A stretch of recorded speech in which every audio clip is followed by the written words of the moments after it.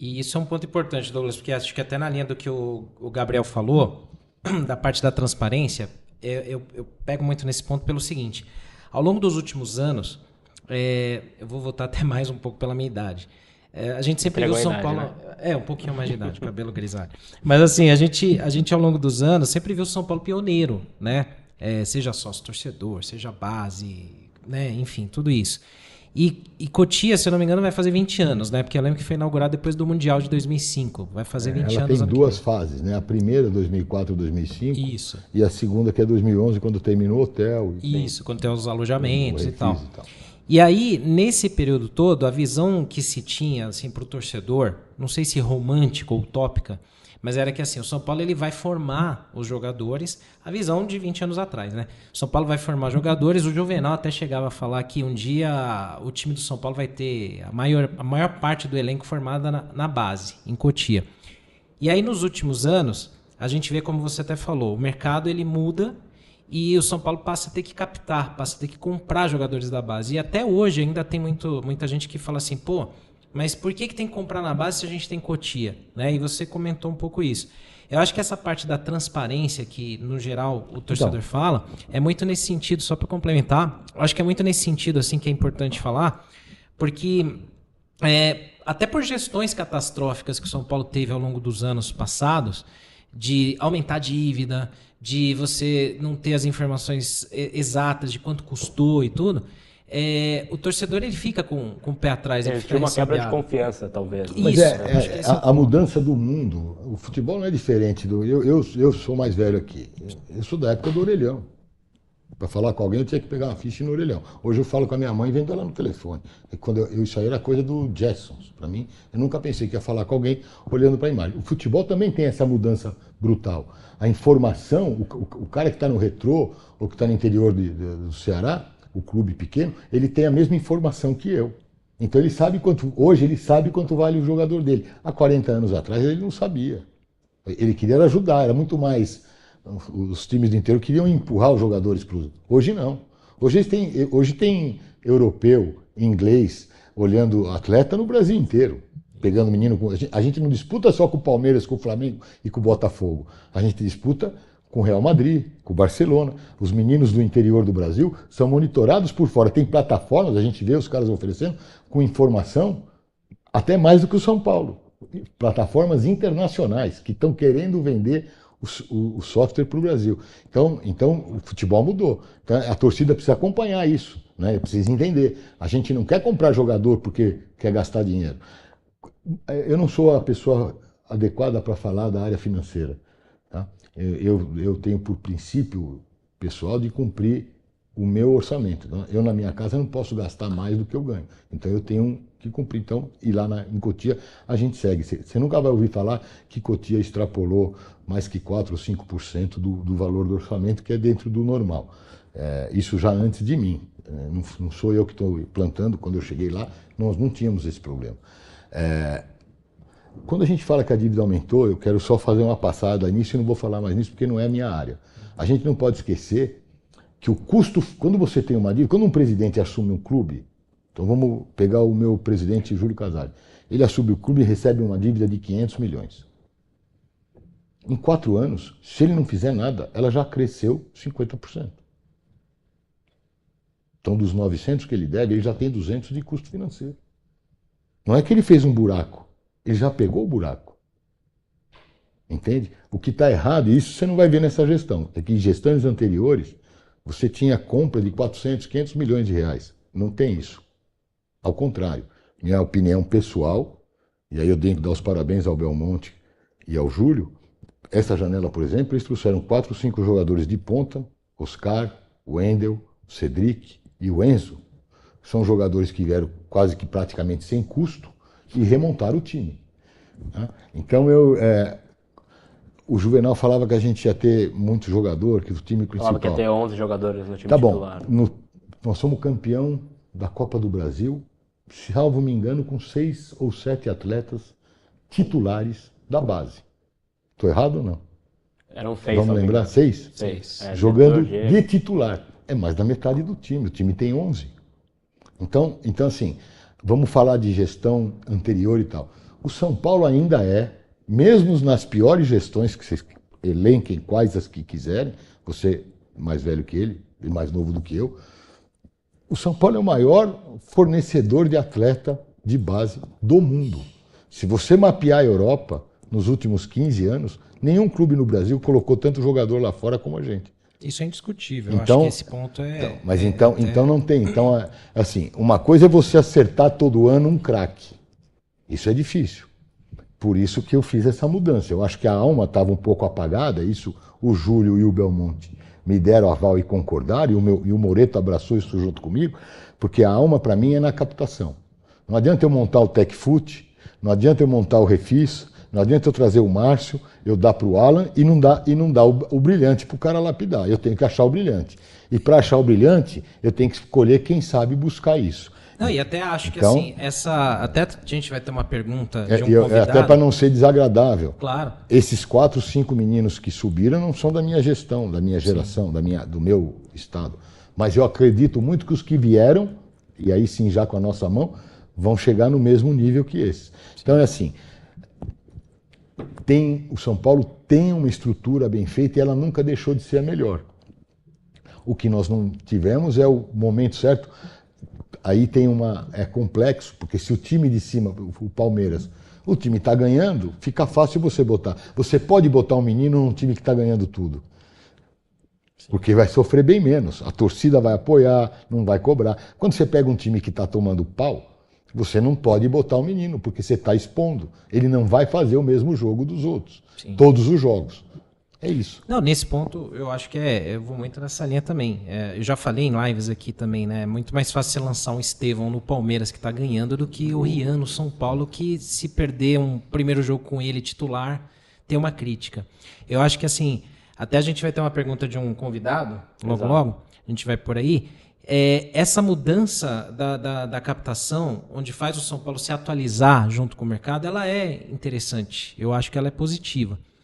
O São Paulo ele não para no tempo, como ficou, eu acho que parado, opinião pessoal minha, ficou parado muitos anos nessa parte de base, onde o São Paulo já foi pioneiro. Demorou talvez para acompanhar o mercado, ou não se olhou com tanta atenção, na minha opinião, né? Me dá um parêntese sobre isso. Sim. Eu acho que a gente tem que entender uma estrutura de gestão.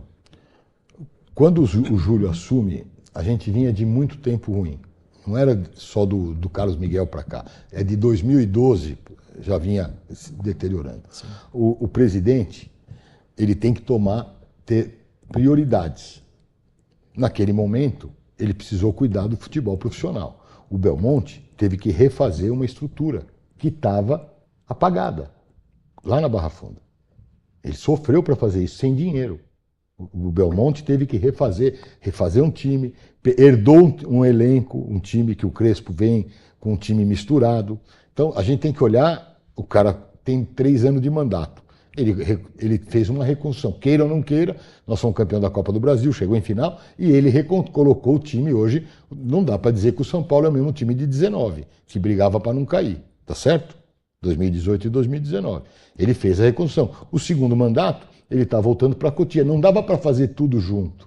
Isso a gente tem que ter um pouco de compreensão, por mais que a paixão. Eu te falei antes de entrar aqui. Eu tenho um São Paulino dentro da minha casa, com 27 anos de idade, cada vez que o São Paulo perde ou vai mal, ele vem no meu pescoço. E a gente não consegue fazer milagre. Então, assim, passa por um sofrimento. Nós estamos reestruturando. O Flamengo ficou 4, 5 anos para se refazer. Né? O Palmeiras, antes da chegada da Crefisa, vamos falar assim, do próprio Paulo Nobre, fez uma reestruturação sem ganhar. Então, o São Paulo vem fazendo dentro daquilo que pode ser Messias. Nós não temos nenhum Messias. E só em cima desse orçamento que você falou da parte financeira, você mencionou anteriormente, né, quando a gente falou do Grego, que existe uma confusão por parte do São Paulino que você gostaria, né? Você falou, até gostaria que fosse virar de fato a conversa pelo Marinakis. Já é algo conversado internamente em Cotia? Vocês têm confiança de que isso vai sair para ajudar também o seu trabalho de orçamento? Esse é um assunto confidencial da presidência. Sim. Então, assim, eu nem posso comentar isso. Eu gostaria, não é do Grego, porque eu não conheço o Grego. Eu gostaria de um parceiro, seja grego, italiano, português, alemão, entende? A gente quer ter as condições que ele está aqui dizendo de ser pioneiro, de fazer uma operação diferente, sem prejudicar o clube, sem vender o patrimônio do clube, mas tendo condição de brigar com qualquer outro clube. Você vê hoje no futebol, pagar 180 milhões num atleta dentro do Brasil, é uma coisa difícil de você... Se eu não tiver um parceiro, de alguma forma, chega uma hora que eu não vou disputar. Esse up de grana, você crava então que o São Paulo voltaria a ser pioneiro em vários aspectos. Acho que isso seria um grande acréscimo no seu trabalho. Eu acho que o futebol mundial, sem dinheiro, vai ficando para trás. Quem não tem dinheiro vai ficando para trás. E não é que eu cravo. Eu acredito que com força financeira você consegue montar grandes times, tanto na base quanto no profissional. Isso vale para o São Paulo, para o Real Madrid, para o Palmeiras, vale para qualquer clube, em qualquer lugar do mundo. E é claro, a gente não vai entrar nos pormenores, porque são negociações ou em andamento ou que possam abrir para outros investidores. Não é exatamente do Douglas, né, que está sendo feito que é da presidência e tal, dessa questão do Marinax ou tudo isso. Ou até outros investidores no futuro, né?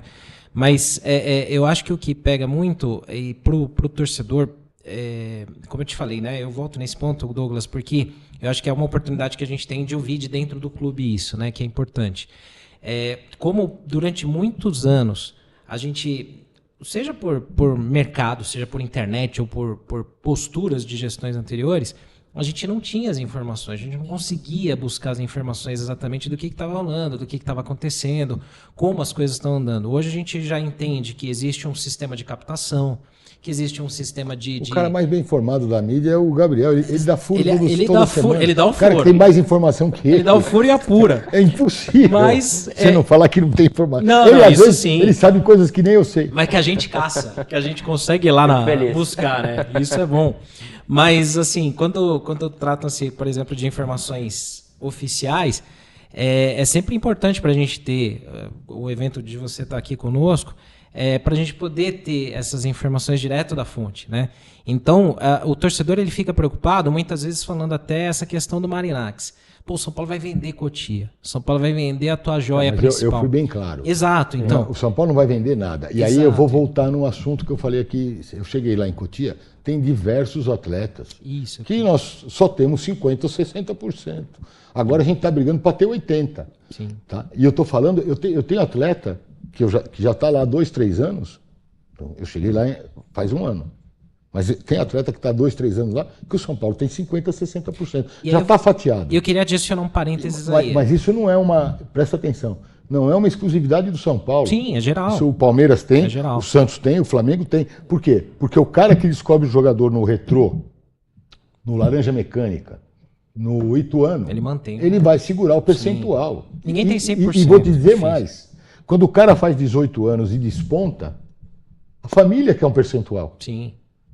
E aí que eu queria adicionar... Então eu já tenho sócio. Eu quero adicionar uma pergunta nisso. Como que, supostamente, se o São Paulo fecha com ele ou com outro parceiro, por exemplo, como que fica essa questão, por exemplo, de você ter um jogador na base que desponte? Eu vou chutar um exemplo aqui, vai, o Rian. Rian explode no profissional, joga bem e tal. Ou algum da base que tá em destaque. Aí você tem uma proposta que venha de algum clube europeu para levar, geralmente o Ajax, que quer sempre vir aqui na nossa cozinha, né?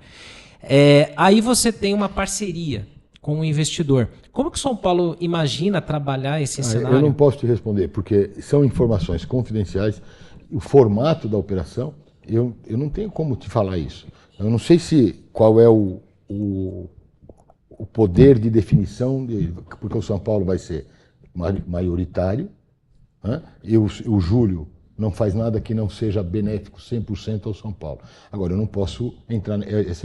Isso aí não é nem transparência, porque não existe o negócio assinado para eu discutir. Depois, sim, aí você cobra a transparência. Hoje eu não tenho como falar. Então, o Júlio, eu tenho certeza que o Júlio está pensando no melhor, na melhor forma de se manter competitivo em alto nível. Então, quais são as saídas do futebol para os clubes? Capacidade de investimento, né? E o São Paulo nunca vai fazer uma SAF como alguns fizeram. Eu não vou nem falar para não ser deselegante. A nossa marca vale muito. Não é qualquer um que vai bancar. Quanto vale o patrimônio do São Paulo para fazer uma SAF? Quanto vale 150 mil metros no Morumbi? Quanto vale a marca com 25 milhões, 22 milhões de torcedores? Sim. O maior clube vencedor internacional. Então não é tão simples. Agora a gente precisa de uma capacidade de investimento. O São Paulo está fazendo o que pode. O que é fazer o que pode? É lição de casa. Está tentando diminuir, fez o FIDIC, buscou um grupo para estrelar, está fazendo uma estrutura financeira enxuta. A gente está fazendo... Eu tenho um atacante, eu não vou dar o nome, de um clube que a gente estava negociando. Os caras pediram 7 milhões de reais. Sub-17. Eu não entrei. É um atacante diferente. Ele vai despontar em algum lugar. Eu não tinha 7 milhões. Eu não arrisquei. Porque ele pode não dar. Mas se eu tenho um parceiro, ou se eu estou num caixa, eu teria negociado de 7 para 4. Mas com 7, eu não posso oferecer 1. Meu limite lá é 1,5, que é o que eu tenho no orçamento. Então, eu tenho que abrir mão de 5 jogadores que eu trouxe para tentar comprar 1. Porque, com exceção do Isaac, os outros todos vieram empréstimo com opção de compra. Empréstimo com opção. Eu não gastei dinheiro. É empréstimo com opção. É tudo empréstimo com opção. A hora que o Alan ou o Zubeldia disser esse cara tem que fazer, eu vou lá e compro. E aí 1 milhão pode virar nada. Sim. Né? O importante é que o São Paulo não perca essa autonomia e essa majoritariedade. Não, mas né? eu acho que nenhuma das falas que eu ouvi do presidente na mídia, eu estou falando da transparência do presidente, do que já foi falado. Eu nunca ouvi falar que nós perderíamos ou não teríamos o controle. Sim. Eu nunca ouvi falar que ele está vendendo 52% de alguma coisa. Então, eu sempre ouvi falar em 30% ou 40%. Então, sempre vai ter. Agora, ninguém põe dinheiro.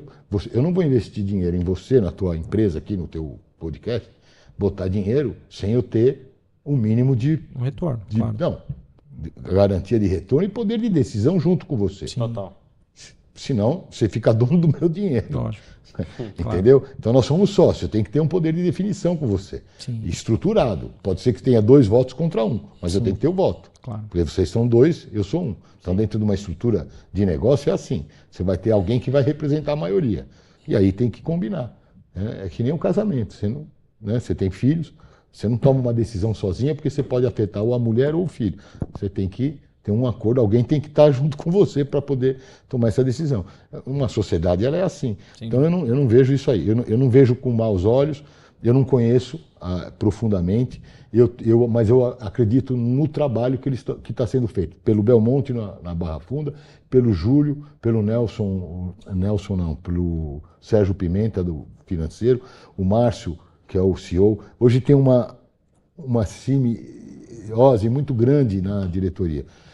Eu acho que uma das coisas, por exemplo, que melhorou Cotia, que na minha opinião está voltando a ser estrela, como deveria sempre ser, eu acho que é a vantagem de eu conseguir aproximar os diretores de Cotia. Então o Tony vai em Cotia, o Zé Eduardo vai em Cotia, o Belmonte vai em Cotia, o Júlio vai em Cotia, a Érica do administrativo, o Sérgio Pimenta. Hoje tem todo mundo trabalhando junto, assim, sabe? Então você precisa de um apoio do marketing para conseguir a Matrix, ou para trazer o TechFoot, tem uma sinergia muito, muito grande, e agora isso tudo leva tempo. Então, você falou, ficou alguns anos tudo meio de lado, e isso leva tempo. Não se faz. Eu acho até que a gente recuperou dentro de um prazo menor do que eu tinha planejado.